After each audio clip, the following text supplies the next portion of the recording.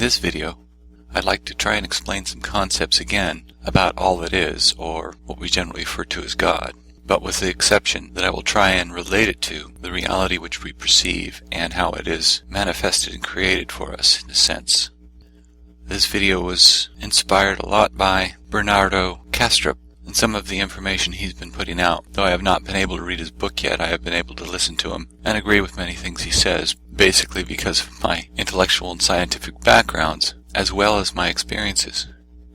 So the first idea and concept I'd like to get across is that the reality we perceive is within that mind of all that is.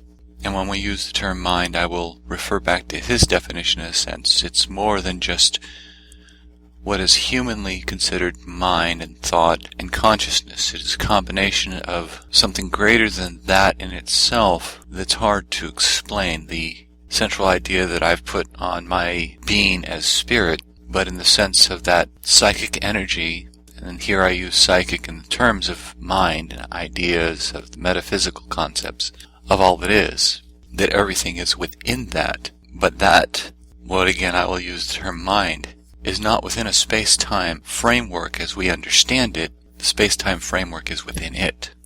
And I'll let you listen to his ideas and videos to try and get some of this across as well, as I might not be able to articulate it the same. What I have experienced, and through the use of entheogens, at some points the reality is perceived and understood to be in mind. That when I look at the room and the reality I'm perceiving, there's an understanding that I, as that mind, am creating this to be perceived, but it's in mind, just somewhat similar as a dream is.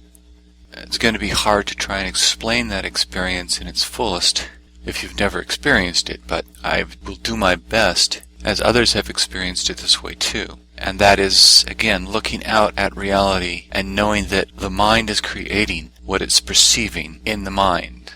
A general kind of analogy, again, would be like, I am not in the room, but the room is in my mind. I've experienced it several times. The validity of it is, again, a hard proof. So at this point, it's just a philosophy, an idea, until I do have some substantial proof of that.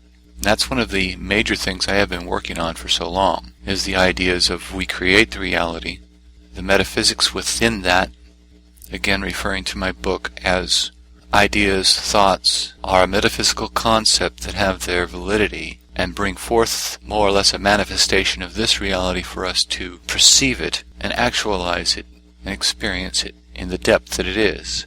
In other concepts, that would be somewhat of the idea of the law of attraction, but I don't look at it in the same way as that particular philosophy, in that we're attracting these things as much as the overall mind's creating from the ideas that we are putting out. I have yet to get proof on this or the law of attraction, and it is one of the reasons I am not teaching anything of the sort, because I do need proof in order to teach anything. One of the other ideas that was brought out in the conversation was that this reality is for something. Some believe it is to teach us, so we may grow and learn and become something. Others, a laboratory where we are that portion of all that is, experiencing it for its own growth. And though I cannot deny either of these, I don't necessarily see it in that same light, because I look out at reality for the proofs of what it is. And to me, it looks like that expansion of consciousness experiencing reality to play. And what I mean by that is reality is kind of a game of experience. Here I would like to interject a different concept, because some people have a problem with the idea of game, and again using words and my meanings compared to others. So we might say a story as a better explanation for this idea. I'll try and clarify that a little bit better by again looking at our reality. So what do we see?